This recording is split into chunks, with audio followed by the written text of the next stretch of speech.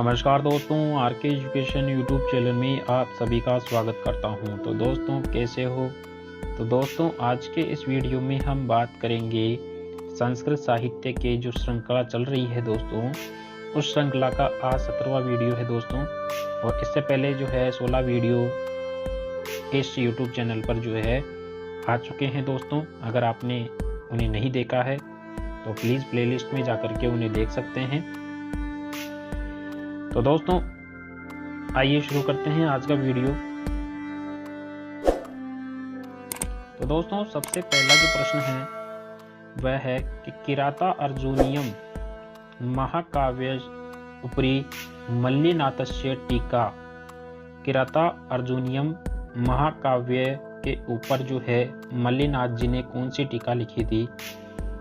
तो दोस्तों विकल्प आपके सामने हैं, तो इन विकल्पों में से आपको सही उत्तर बताना है दोस्तों कौन सा है। तो दोस्तों इसका जो राइट आंसर है वो है घंटा प्रथम। तो ख अपना राइट आंसर हो जाएगा दोस्तों। अगला प्रश्न है मागस्य पितु नाम किम। माग के पिता के माग का जो पिता है उसका नाम आपको बताना है। तो दोस्तों इसका जो राइट आंसर है वह है ऑप्शन नंबर क, दत्तक है। माग के पिता का नाम दत्तक है। अगला प्रश्न है राजस्थान से प्रतिनिधि कबीर अस्ति। राजस्थान के जो प्रतिनिधि जो कवि हैं वह कौन है? तो दोस्तों आप सबको पता है राजस्थान के कवि जो हैं वो है माग। तो ऑप्शन नंबर क अपना राइट आंसर हो जाएगा। और ये कहाँ से थे दोस्तों? तो ये थे बीनमाल जालोर से थे दोस्तों। अगला प्रश्न है शिशुपाल वद्ये कति सर्गाः सन्ति। शिशुपाल वध में जो है कितने सर्ग हैं? तो दोस्तों कितने सर्ग हैं? तो दोस्तों इसका जो राइट आंसर है वो है ऑप्शन नंबर ख।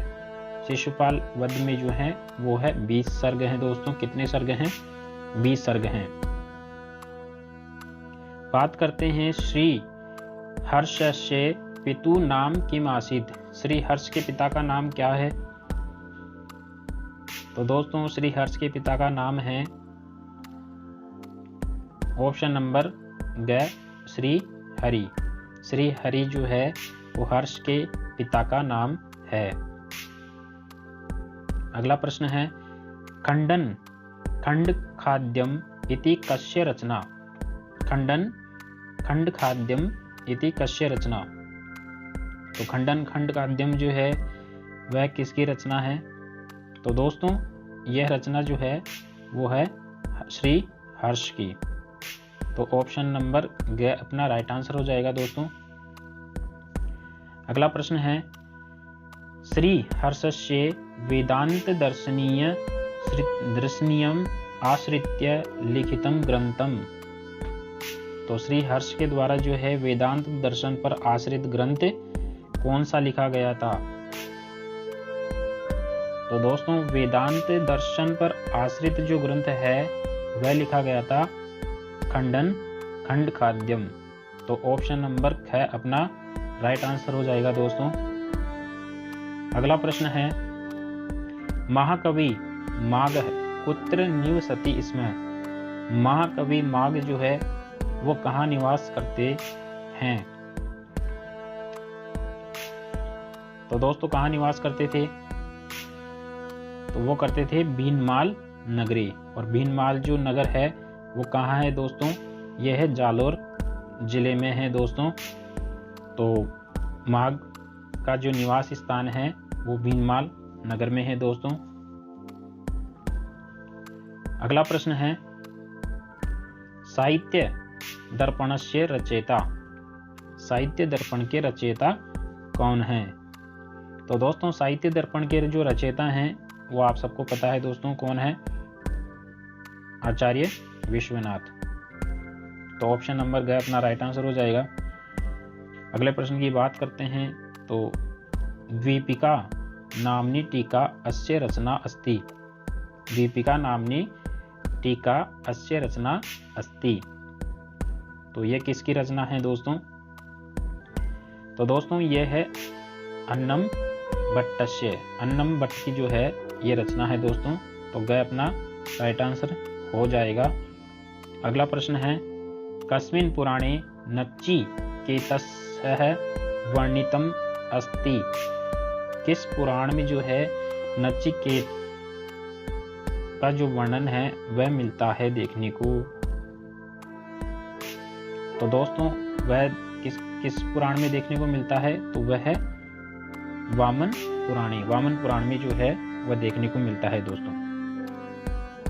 आगे बात करते हैं नासदीय सूक्तम केन संबंधम।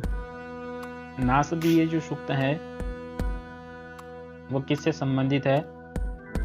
तो दोस्तों नासदीय जो सूक्त है वह सृष्टि से संबंधित है। तो इस दृष्टि से अपना ग राइट आंसर हो जाएगा दोस्तों। नासदीय सूक्त जो है वो सृष्टि से संबंधित है दोस्तों। अगला प्रश्न है पुरुष सूक्तम संबंधम। पुरुष सूक्त का संबंध किससे है? तो दोस्तों पुरुष सूक्त का जो संबंध है वह है वर्णभेदेन। वर्णभेद। तो दोस्तों 4 वर्ण है ब्राह्मण, क्षत्रिय, वैश्य और शूद्र। तो दोस्तों ये इसका वर्णन जो है आपको पुरुष सूक्त में देखने को मिलेगा दोस्तों। अगला प्रश्न है श्री कृष्ण वंश परंपरायाः काव्य अस्ति। श्री वंश परंपरा जो है कृष्ण वंश परंपरा ये किसमें आपको देखने को मिलती है? तो विकल्प आपके सामने हैं। तो दोस्तों इसका जो राइट आंसर है वह है हरिवंशम। हरिवंश में जो है वह आपको कृष्ण वंश की परंपरा देखने को मिलेगी दोस्तों। अगला प्रश्न है माँ निषाद प्रतिष्ठाम त्वम गम शाश्वती समा। ये जो श्लोक है ये आपको कहाँ देखने को मिलता है दोस्तों? तो दोस्तों ये जो श्लोक है वह रामायण में देखने को मिलता है और इसी श्लोक से जो है अनुष्टुप छंद जो है उसका उद्भव मानते हैं दोस्तों। उत्पत्ति जो है वो इसी श्लोक के माध्यम से हुई थी। अगला प्रश्न है अश्वघोषस्य जन्म स्थानम अस्ति। अश्वघोष का जन्म स्थान कौन सा है? तो दोस्तों विकल्प आपके सामने हैं विदिशा, उज्जैनी, कानपुर, साकेत। तो दोस्तों अश्वघोष का जन्म स्थान आपको बताना है यहाँ पर। तो दोस्तों अश्वघोष का जन्म स्थान है साकेत। तो इस दृष्टि से अपना गैर राइट आंसर हो जाएगा। अगला प्रश्न है अश्वघोषस्य मातुः नाम। अश्वघोष की माँ का नाम बताना है दोस्तों। तो अश्वघोष की माँ का नाम है सुवर्णाक्षी। तो ख अपना राइट आंसर हो जाएगा दोस्तों। अश्वघोष की माँ का नाम सुवर्णाक्षी, याद कर लेना दोस्तों।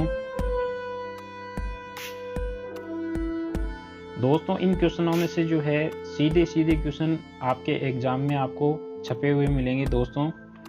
तो इस दृष्टि से आप इन क्वेश्चनों को बड़े ध्यान से देखिए और समझने की कोशिश कीजिए दोस्तों। अगला प्रश्न है कनिष्क के सभा पंडित हैं। तो कनिष्क के सभा पंडित कौन है दोस्तों? तो दोस्तों कनिष्क के सभा पंडित कौन थे दोस्तों? तो दोस्तों इसका राइट आंसर है अश्वघोष। अश्वघोष जो थे वो कनिष्क के सभा पंडित है दोस्तों। अगला प्रश्न है सूर्य नारायण शास्त्रिणः जन्म कुत्र अभवत्। सूर्य नारायण शास्त्री का जन्म कहाँ हुआ था? तो दोस्तों कहाँ हुआ था सूर्य नारायण शास्त्री का जन्म? तो दोस्तों इसका जो राइट आंसर है वह है ऑप्शन नंबर ग हरियाणा प्रांत। हरियाणा प्रांत में जो है सूर्य नारायण शास्त्री का जन्म हुआ था।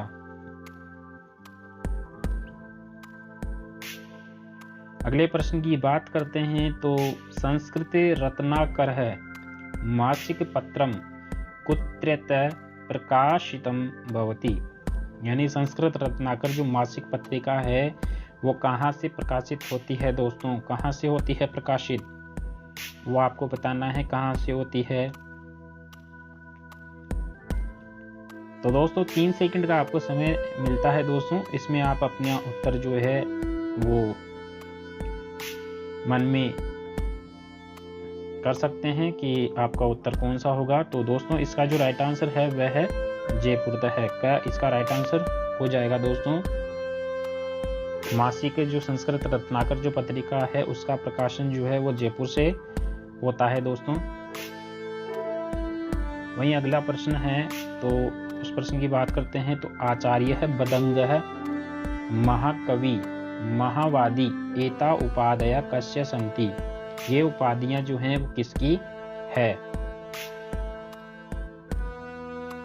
तो दोस्तों ये जो उपाधियां दे रखी है वह है अश्वघोष की उपाधियां हैं दोस्तों। दोस्तों इन उपाधियों में से जो बदंग की उपाधि है वो स्पेशल तौर पर जो है अश्वघोष के लिए प्रसिद्ध है दोस्तों। और वैसे महाकवि यहाँ पर कालिदास को मत समझ लेना दोस्तों, वैसे महाकवि कालिदास आता है, लेकिन यहाँ पर उपाधि की बात कर रहे हैं। तो उपाधि जो है वो महाकवि की उपाधि तो है, लेकिन ये कालिदास के लिए नहीं है यहाँ पर दोस्तों, ये अश्वघोष के लिए आई हैं, क्योंकि ये सभी उपाधियां जो हैं वो अश्वघोष के लिए आई है यहाँ पर दोस्तों। अगला प्रश्न है सूत्रालंकारस्य लेखक है, सूत्रालंकार के लेखक कौन हैं। तो सूत्रालंकार के लेखक हैं अश्वघोष। तो दोस्तों ग अपना राइट आंसर हो जाएगा, अश्वघोष सूत्रालंकार के लेखक हैं। अगला प्रश्न है अश्वघोषस्य दार्शनिको ग्रंथो अस्ति, अश्वघोष का जो दार्शनिक ग्रंथ है वह कौन सा है।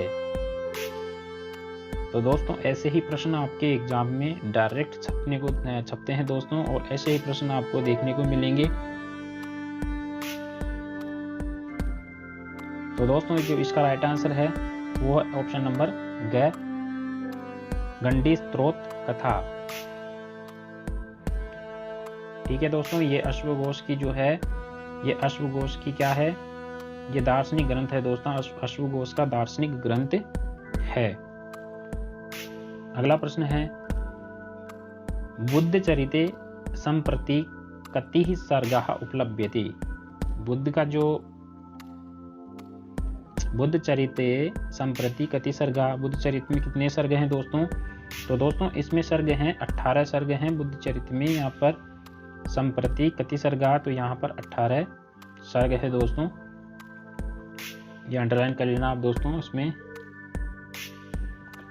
अगला प्रश्न है दोस्तों कालिदासस्य समय अस्ति, कालिदास का जो समय माना जाता है वह कितना माना जाता है। तो दोस्तों वह माना जाता है कितना माना जाता है, चतुर्थ। तो दोस्तों अगला प्रश्न है मात्रिक छंदो अस्ति, मात्रिक छंद है, मात्रिक छंद कौन सा है दोस्तों, यहाँ पर आर्या छंद है मात्रिक छंद। अगले प्रश्न की बात करते हैं दोस्तों मालिनी यति भवती, मालिनी में यति होती है दोस्तों, तो यति कहाँ आती है मालिनी छंद में। तो दोस्तों 8 और 7 पर जो है वो यति आती है दोस्तों, तो इसका राइट आंसर हो जाएगा ऑप्शन नंबर क। अगला प्रश्न है नगण नगण मगण यगण यगण, ये जो क्रम है वो कौन से छंद में आता है। तो दोस्तों ये क्रम है मालिनी छंद में आता है दोस्तों। नन्मय ययुक्तेयम मालिनी भोगी लोकई, तो दोस्तों इस तरीके से जो है ये लक्षण आपको मालिनी छंद का देखने को मिलेगा। तो इस तरीके से अपना राइट आंसर हो जाएगा दोस्तों। अगला प्रश्न है छंद शास्त्र में जो है वो कितने गण हैं दोस्तों। तो छंद शास्त्र में आप सबको पता है दोस्तों के कितने गण हैं, 8 गण हैं दोस्तों, और इसका सूत्र आता है ये माताराज बान सलगा।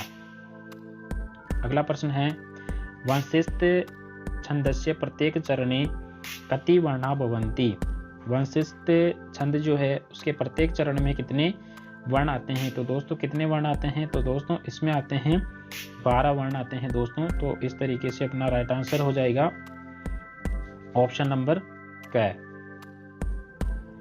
अगला प्रश्न है अनुष्टुप छंदस्य प्रत्येक चरणे कति वर्णा। अनुष्टुप छंद में जो है प्रत्येक चरण में कितने वर्ण आते हैं दोस्तों, तो अनुष्टुप में 8 आते हैं दोस्तों, 8 वर्ण आते हैं। तो इस तरीके से अपना क्या राइट आंसर हो जाएगा दोस्तों। अगला प्रश्न है भास्कृत स्वप्न वासुदत्तम नाटके अंका संति, यानी कि भास्कृत जो है वो स्वप्न वासुदत्तम इस नाटक में कितने अंक हैं दोस्तों, तो यहाँ पर है 6 अंक हैं दोस्तों।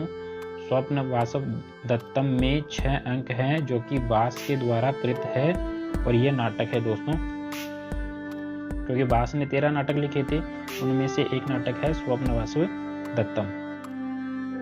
अगला प्रश्न है कालिदासस्य शैली अस्ति, कालिदास की शैली है दोस्तों कौन सी है, तो दोस्तों यहाँ पर है ऑप्शन नंबर क ध्वन्यात्मक की। ध्वन्यात्मक की जो शैली है वो है कालिदास की शैली है दोस्तों। अगला प्रश्न है श्रृंगारस्य स्थायी भाव अस्ति, श्रृंगार का जो है वो स्थायी भाव कौन सा है, तो कौन सा है दोस्तों, तो दोस्तों इसका जो राइट आंसर है वह है रति। रति इसका राइट आंसर है दोस्तों। अगला प्रश्न है उत्तर रामचरिते छाया अंकम प्रसिद्धो अंक है, तो उत्तर रामचरित में छायांक जो है वह प्रसिद्ध है। छायांक के नाम से जो है कौन सा अंक प्रसिद्ध है दोस्तों, तो वह आपको बताना है कौन सा है दोस्तों, तो दोस्तों वह है तृतीय अंक प्रसिद्ध है छायांक के नाम से दोस्तों। उत्तर रामचरित में छायांक वाला जो अंक है वह है 3रा अंक है दोस्तों, तो ये आप याद रख लेना दोस्तों। अगला प्रश्न है अधोलिखितेषु महाकाव्यम अस्ति, अधोलिखित में महाकाव्य है कौन सा है दोस्तों, तो महाकाव्य है यहाँ पर जानकी हरण। अगला प्रश्न है अधोलिखितेषु गीति काव्यम अस्ति, गीति काव्य बताना है यहाँ पर,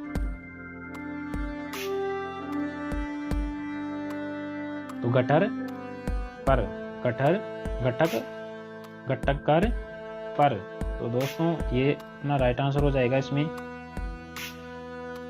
अगला प्रश्न है अधोलिखितेषु गद्य काव्यम अस्ति, गद्य काव्य यहाँ पर बताना है, तो ऑप्शन नंबर गया अपना राइट आंसर हो जाएगा गांधी चरितम। तो दोस्तों आज की जो है वो 30 प्रश्न आपके कंप्लीट हो चुके हैं दोस्तों। तो दोस्तों मिलते हैं नेक्स्ट वीडियो में एक नए टॉपिक के साथ में, तब तक के लिए जय हिंद जय भारत।